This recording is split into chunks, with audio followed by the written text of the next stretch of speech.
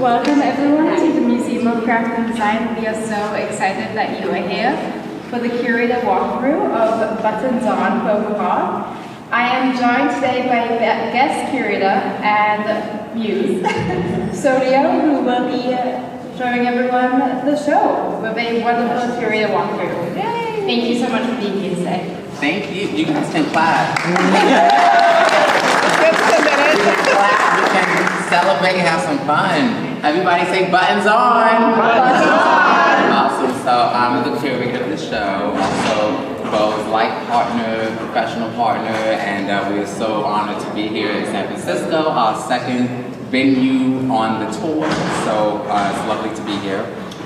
Just want to start a little bit about the show. So this exhibition celebrates Beau McCall's retrospective. It started at the Philip Museum last year in Brockton, Massachusetts. And the exhibition looks at his nearly 4-decade career.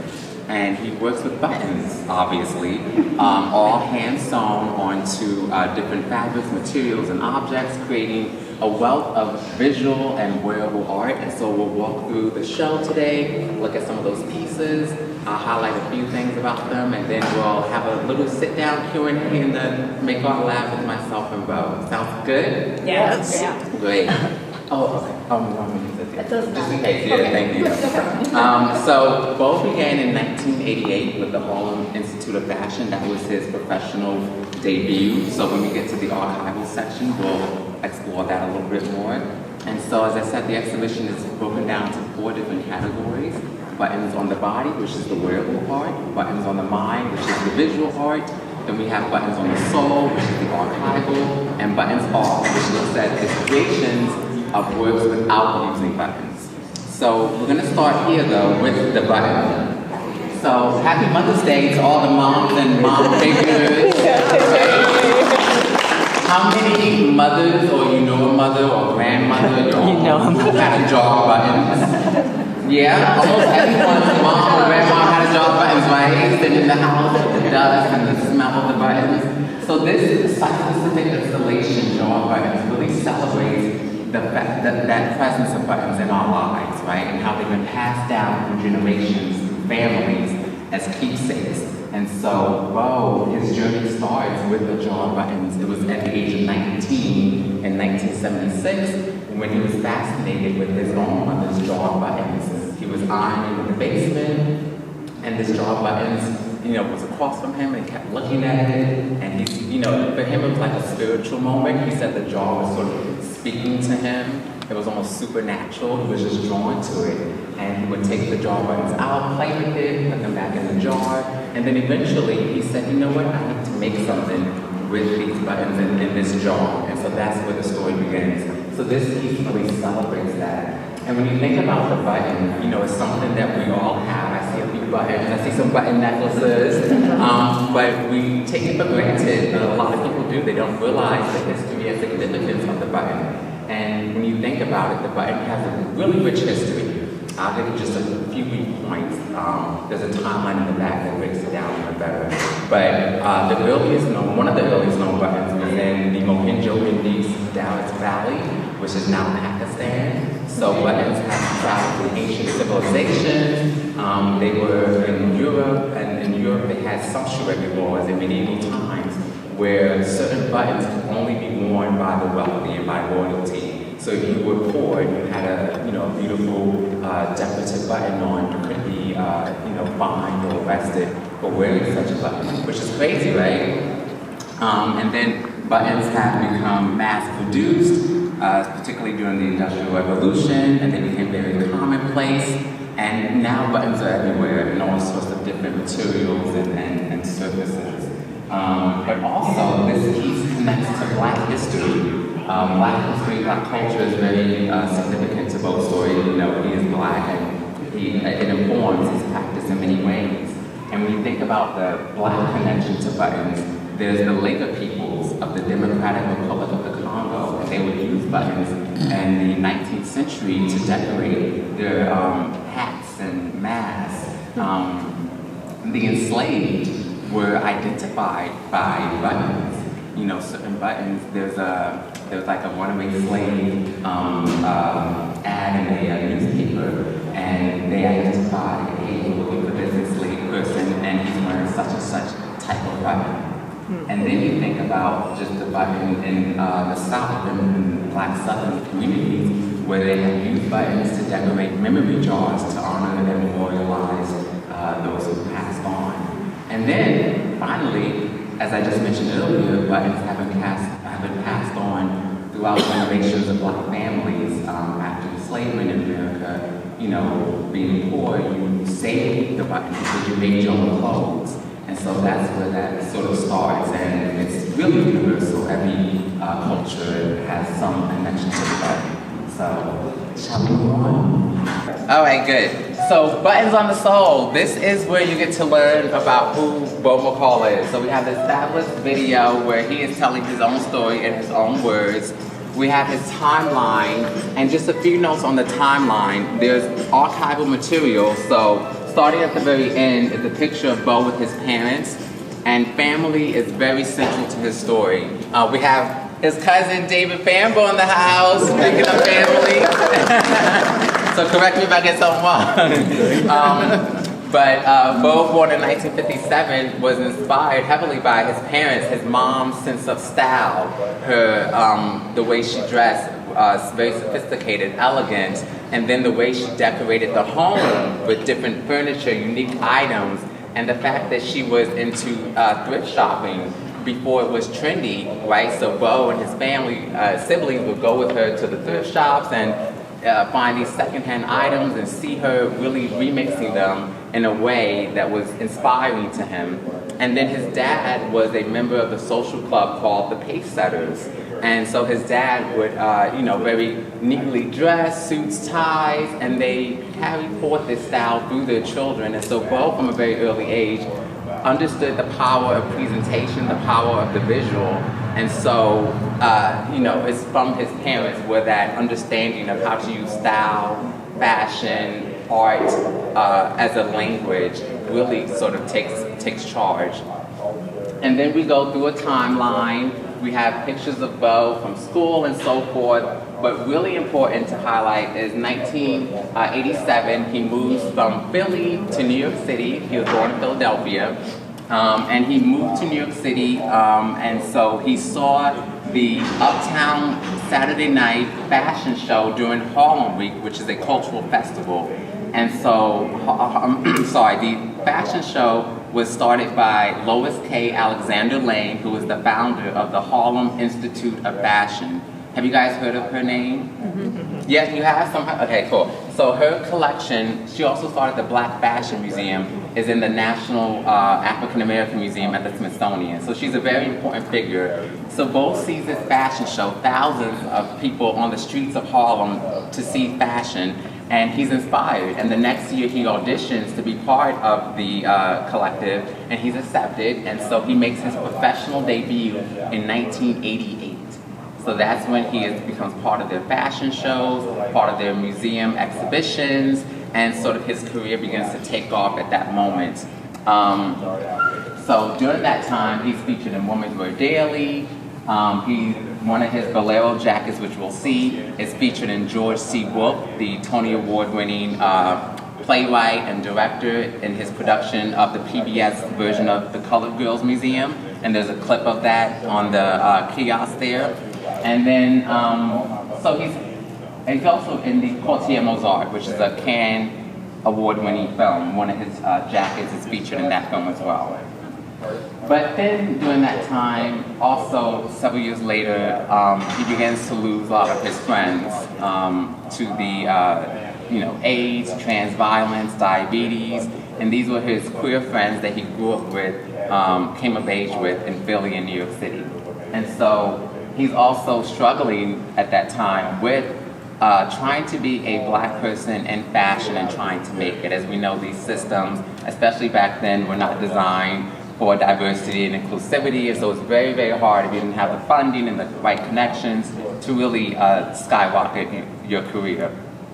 So he gets burned out, says he's going to take, maybe a couple months off. That turns into a 15-year hiatus. So during that time, he's always creating, but he is not pursuing a professional career. And so until 2010. So we get together in 2010, we meet, and he shows me some of his work, and it's sitting in the closet. I'm like, oh my God, this is amazing, this is beautiful. I never thought of the button in this way. Like, why doesn't the world know who you are? And so that's sort of the catalyst for me becoming a curator. I wanted to produce a show that would showcase his work and also the work of my brother who passed. Those were the two artists that I knew who I wanted to sort of uplift.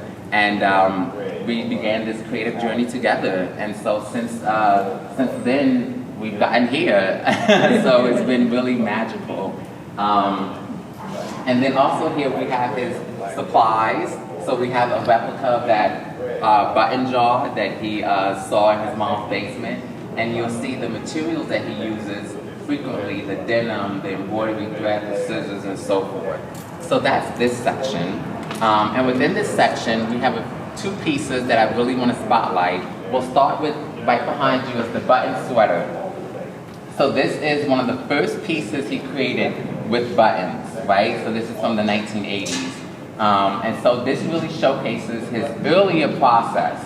So you can see the sweater is one of the earliest materials he used, and that would change to denim because the sweater cannot sustain the weight of the buttons. So he tells the story of how he wore this to the club. It was at the waist, and then later it was at the knees, just because it had drooped so much, right? And also with this, you'll see that there's no continuous thread pattern.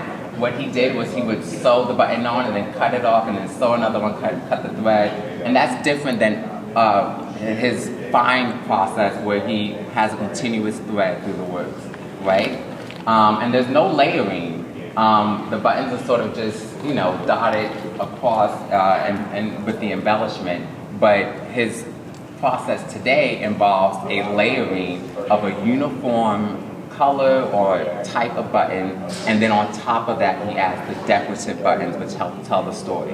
So you really see how he's experimented, and he's a self-taught artist, and how he's created that journey for himself of figuring out what works, almost like a mad button scientist. But what is similar is the maximalist approach to his use of the buttons, right? So you're hit with this visual spectacle of just an array of buttons, and that continues throughout all of his works, that pulls you in visually and draws you into the work to really dig deeper into the layers. And so this button bathtub, which I consider his piece de resistance, is just magical in that way, because you see his technique. There's the uniform buttons of all the red buttons, and then on top of that you see all these intricate, really beautiful decorative buttons. You have sunflowers, you have stars, you have Swarovski crystal buttons that really help to tell the story of this woman called the Lady in Red from Ntozake Shange's For Colored Girls production. You guys know Ntozake Shange? Mm-hmm. She spent time in the Bay Area. Might have been born here or something. But yeah, For Colored Girls Museum. For Colored Girls Who Consider Suicide When the Rainbow Is Enough, is her Tony Award-winning Broadway production. And so this was created, inspired by the poem One that Lady in Red recites. And he saw Lynn Whitfield play the character on PBS. And in the scene, she is talking about how she gives herself to a lover, and then after giving herself to that lover, she needs to wash away his scent, wash away his energy, really cleanse herself and return to who she is. And so this is a piece really about sort of self-love and finding a sort of a spiritual sanctuary. And so you see the woman's figure from this angle. You see her laying in the bathtub, her breasts, her woo-ha, her arms, everything. And he uses different buttons to really create sort of a magical potion for the bathtub. And so, you guys know Marcel Duchamp, the Dada. Okay, so you know the fountain. So the fountain, he's credited with, creating Dadaism and really elevating, found objects into art. And so this piece is in conversation with that. Similar to Marcel Duchamp, Beau takes a everyday object, a bathtub, and elevates it into art. But whereas Marcel Duchamp just, took the urinal and put it on a pedestal and, you know, sign his name, Beau takes it a step further and heavily embellishes it with his own perspective, his own viewpoint, his own commentary. But it really shows how he's in conversation with some of the great artists of history. And also, you think about Salvador Dali and Sir John Everett Millais, who created works of art inspired by literary figures. So Beau is in conversation with them as well and creating this piece inspired by Ntozake Shange's text. And it's crazy, and what was this, 1990 something, there's a photo up here with Beau and Ntozake Shange at a Harlem Institute of Fashion event. And so at that time, he wasn't thinking of visual art, but decades later, he would pay tribute to her. So it's funny how life works in those magical ways, isn't it? Cool. All right, so let's focus here on the durags. So we have two durags here. Who knows what a durag is? Okay, shout it out. What is a durag? It keeps your hair in, right? Or yeah, it's a protective covering. I'm wearing one, right? So exactly. Durags are sort of for protective hairstyles, very popular within the Black community. They became very popular in the 1970s, and then they are now sort of a mainstream fixture. You think of Solange Knowles, how she wore the durag at the Met Gala. And so Beau here celebrates the durag. Now the durag also has connotations with, gang culture, and there was negative stereotypes associated with the durag by mainstream society. But Beau is reclaiming that and showing the durag as really a beautiful celebration of Black hair and Black identity. And so he created these two really regal ceremonial pieces. This is the very first one he did. I had an event that I was moderating, and I said, Beau, I need a durag, and I need it with drama, and he created his masterpiece. Wow. And so what you see is the train has these clear buttons, which he absolutely loves, and then on the sides, those are glow-in-the-dark buttons, and then the crown has these custom ceramic buttons, and those buttons, you can see it better here, is where he tells a story, right? You have the wave gels, keep them waves tight. You got the hairspray, you got the Black figures, you got the comb with the fist in it, and this is really about owning who we are and celebrating who we are unashamedly, right? And people say, oh, these look like wedding bells or something, right? So they're just beautiful. And this one is Alien Ice Durag. And so again, there's sort of a playfulness that you'll see with his works, right? With the little antennas there. But also with this one, do you guys notice the difference in the crown between this and that? Anyone? What's the difference? What do you see? Yes. So here, the thread, he applies it on top as well as, through the button. And so that's called his webbing technique. So Beau has several different techniques that he's developed. So the webbing really adds another dimension, another layer of texture to the work, and you'll see that play out through several of the wearable and visual works. Cool? So what we have here is flower power, and you have an apron on the bottom, and then you have the yoke on top. So with the apron, what Beau does is he takes a pair of jeans and he cuts the back out, and then in the center he adds a fabric or material, right? So the back is completely out, and then he embellishes it, and then with the yoke, he cuts away every part of the jacket, just leaving the yoke area, the shoulders, and sometimes the sleeves, sometimes he'll take off the sleeves as well. You also see here his webbing technique, so you guys see the thread on the outside as well. And Flower Power really celebrates the countercultural hippie movement, and I know we're in San Francisco, the birthplace of that movement with the Summer of Love in 1967. And so Beau is really celebrating how that movement was all about, peace and love and challenging capitalism, and the Summer of Love also was in protest to Vietnam War, so he's really advocating for a peaceful statement through this work. and celebrating the beauty of that movement with the floral buttons, right? And also, you know, during that time of the counterculture movement, you had a lot of artists who were upcycling Levi's denim, creating wearable art, creating many different interpretations. And so Beau is in conversation and celebrating that era of creativity and inspiration and hope as well through flower power. Cool? So over there is the, on the end, this brown, this is the bolero that I mentioned was in the PBS production of the Colored Museum. So this is, you'll see that in the video as well.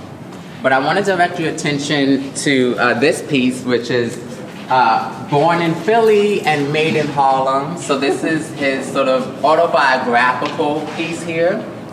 And so this really this is one of the first examples of him using denim as his base material to upcycle. So again, as I mentioned, you have the base layer. Anybody identify the color of the base buttons? What color are the base buttons? They're white. White, very good. So you were able to see that. And then you see on top of it how he adds all the extra decorative buttons that tell the story, right? And so, again, Philly is so important to Beau, his hometown. He's so proud of it. So he's celebrating that aspect, but also celebrating the fact that he started his career in Harlem.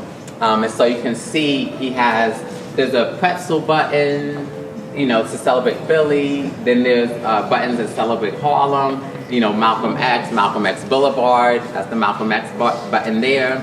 So when you look deeply into the work, you'll see how the story comes to life. He spells his name here, B-E-A-U, with letter buttons. And then you see the fish. So within all of his works, there's two fish. That's his signature, because he can't do a traditional signature. So he'll add two fish buttons, and that's how you know it's a Beau McCall piece. And they're never in the same spot. Don't ask me where the other fish is. I can't remember. Sometimes he forgets, but they're there. And so that's just a really creative way to tell his story. What's the significance of the fish? Oh, sorry, yeah, I forgot to mention that. So yeah, he's a Pisces. That's why there's two fish. Thank you for reminding me. But here I just want to highlight the importance of his use of denim. You know, particularly with Black history, the enslaved, you know, you think about the indigo that you created, which produced the denim, and then the cotton material that they were creating, and a lot of the enslaved were forced to wear denim because it's a durable material, and you know, it was their uniform. And so Beau is sort of bringing attention to that history of denim within Black history and Black culture, and he is reclaiming it. He is once again elevating it and showcasing it as a art form in his practice. And also just by the practical nature of it being durable, it can hold the weight of the buttons. Some of these pieces can weigh 20 to 40 pounds depending on how many and what type of buttons. So when you wear it, you have no choice but to hold yourself upright and be proud, right? And then also, again, we're in San Francisco, so you know, what famous denim company's headquarters is here? Levi's, of course, Levi's Plaza. And so we actually went over there the other day for the first time. It was amazing. And so a lot of the denim he uses is Levi's because he loves their material, the quality of it.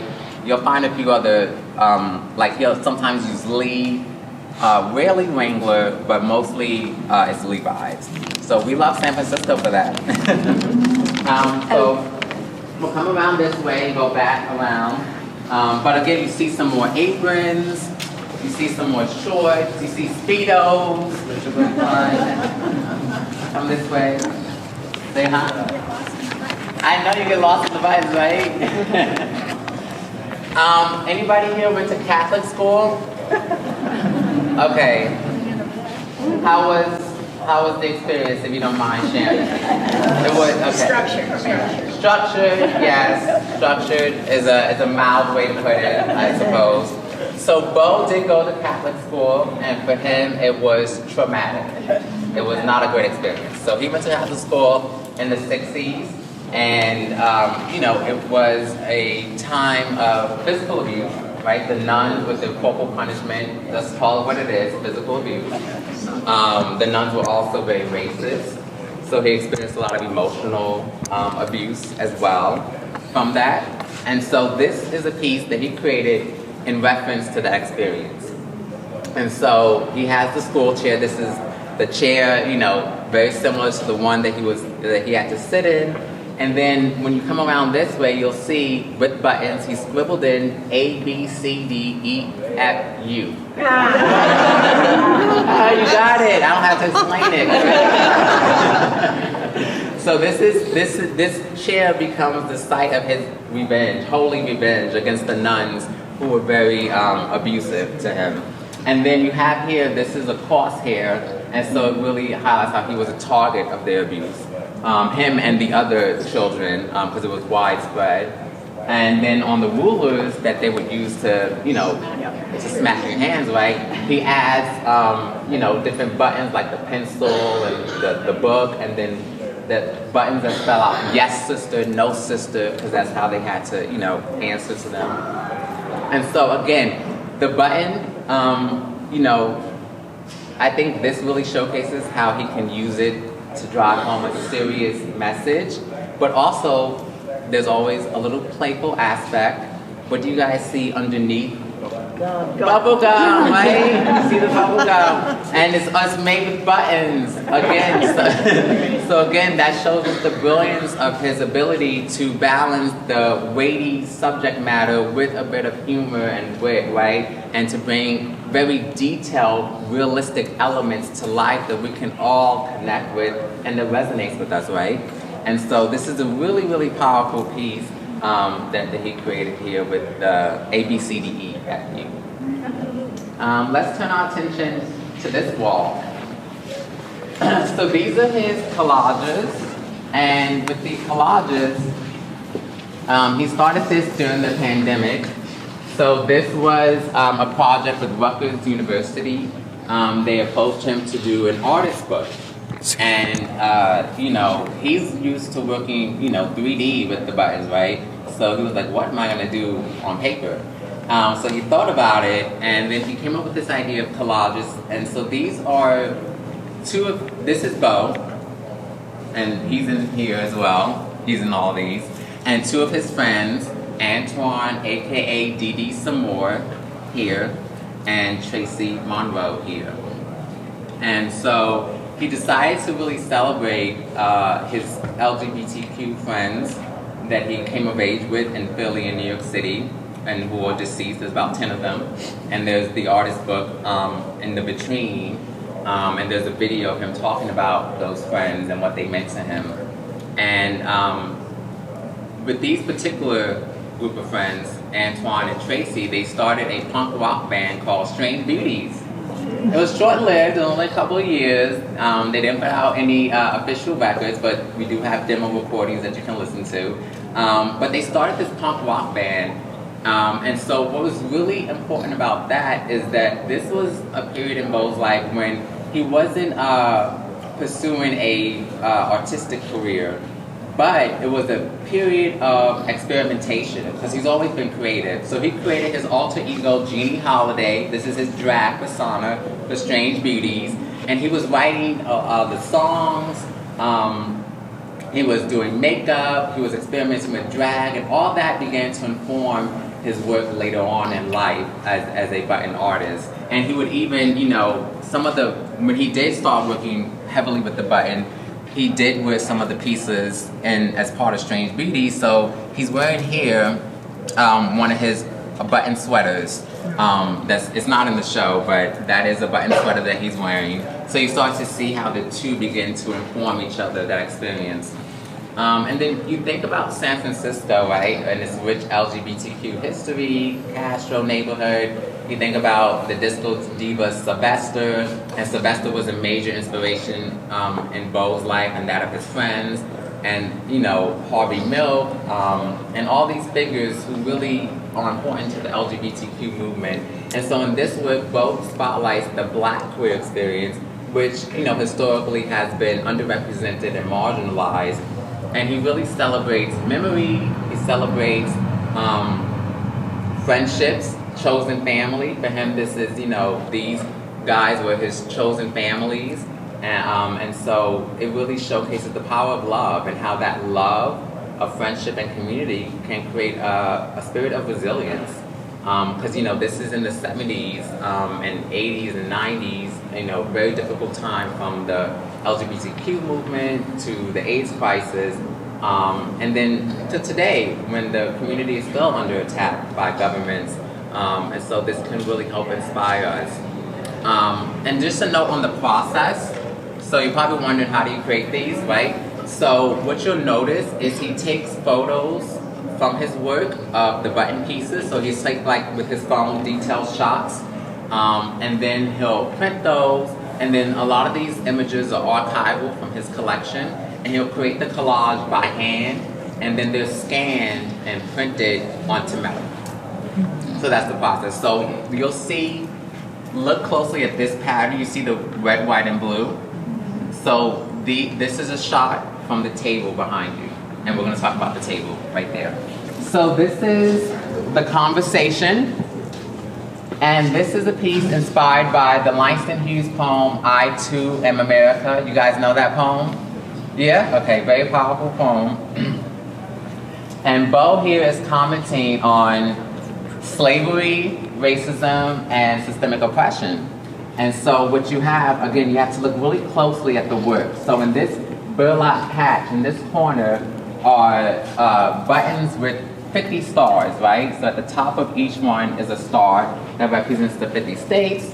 And then you have the red, white, and blue, which is, you guys know those Canal Street bags that they call them, with the right? So you have that here, and that represents the red, white, and blue of America. And then you have the stacking, right? And then on top of that, you have these floral buttons. And so this is sort of his interpretation of America, the landscape, and how America has flourished with skyscrapers and blossomed on the back of enslavement, right? Because it's slavery that built this nation with all that free labor. And so he's really commenting on that. And then you also have some African tribal mask buttons, again, referencing the ancestry of the enslaved. You have the burlap skirt on the table, with the, cotton exposed, again, because they would stack the cotton in the burlap. So you have this dramatic representation of that. And then you can't see it, but underneath it, he has fabric printed money, like dollar bills, and he sewed clear buttons over it. So you really see how American wealth is built on slavery. And then here, the stacking, this is another technique of his. He was having a conversation with his mom one day, and he was like, I don't know what else, is there anything, what else can I do with the button? How else can I manipulate it? And so she said, well, I'll just put them on top of each other. He was like, oh yeah. So this is his stacking technique. You saw that in the durag with the antennas. You see it here. You'll see it in other places pop up as well through the work. But this is a really powerful piece. It was commissioned by Columbia University. It was an exhibition that I curated for them, that Beau was part of. And he created, we did a story for oral history. So we invited people to have a seat at the table and to tell their story of what it means to be Black or in America. And so those recordings, when you scan the QR code, you can listen to a lot of those recordings. Again, creating a historical narrative and a repository of the Black experience and his work. So this is the buttons off section. So once again, just showcasing how he can work with any material. So this is a pair of overalls he created, and he embroidered it with the names of his family and friends and some of his favorite songs. And there's a photo of him wearing this pair of overalls in the archival section. You have here Aunt Viv's bottle, again, not just his mom and dad, but his entire family inspires Beau and supports him. And so he spent a lot of his youth making jewelry out of chicken bones with his aunts, his Aunt Marlene and so forth. And this is Aunt Viv's bottle. She had a Michelob beer bottle, and he macramated. You know, before he got to the button, he was taking a lot of arts and craft classes, learning how to macrame and other techniques. And this macrame technique, you see it applied into with the kaftan, the big giant couture piece. So again, that history of craft continues to inform his work today. On the other side, you have Label Board, which is about his love of fashion and all the fashion labels he collects. And then here you have a sound piece as well with the button. So yeah, so that's the show.